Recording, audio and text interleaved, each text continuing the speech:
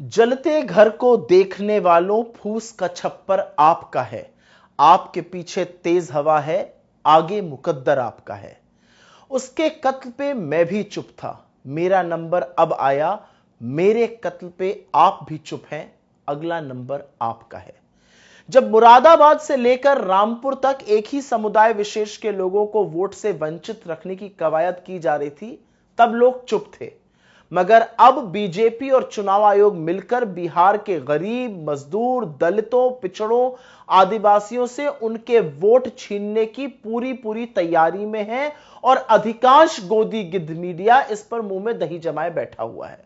और जो कुछ निष्पक्ष पत्रकार जमीनी असलियत दिखा रहे हैं, उनके खिलाफ ये कायर एफआईआर कर रहे हैं। एक ऐसी ही एफआईआर अजीत अंजुम जी के खिलाफ भी की गई है। और तो और इन लोगों ने एक बीएलए तक को सस्पेंड कर दिया, क्योंकि इनका जो सियाह सच था वो उसकी बताई हुई चीजों से बाहर आ रहा था। तो अजीत अंजुम ने ऐसा क्या दिखाया कि ये लोग घबरा गए?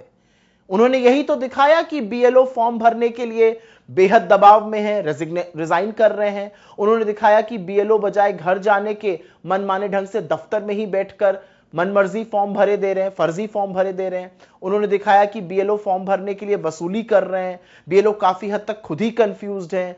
ये जो बीएलओ किसी को रिसीविंग फॉर्म देने की बात है वो भी नहीं कर रहे हैं, जनता को कोई रिसीविंग फॉर्म नहीं मिल रहा है। यही सब तो दिखाया उन्होंने।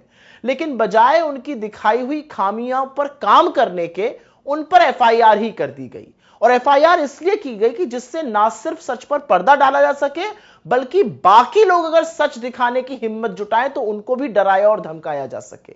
ये जो बीजेपी और जेडीयू वाले हैं, ये पूरी तरह से जानते हैं कि बिहार से सत्ता जाने वाली है। लोग मोदी और नीतीश कुमार से उब चुके हैं, गुंडा राज से उब चुके हैं, हत्या और भ्रष्टाचार से लोग त्रस्त हैं।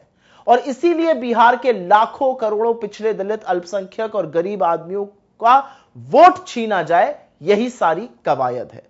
और इसका प्रमाण अजीत अंजुम जैसों पर पुलिस की एफआईआर होना है, जिसका जितना विरोध किया जाए उतना कम है। लेकिन इस देश के एक हिस्से में लोगों को उनके सबसे ताकतवर हथियार से, जो कि वोट देने का अधिकार है, उससे वंचित किया जाए, यह कैसे बर्दाश्त किया जा सकता है?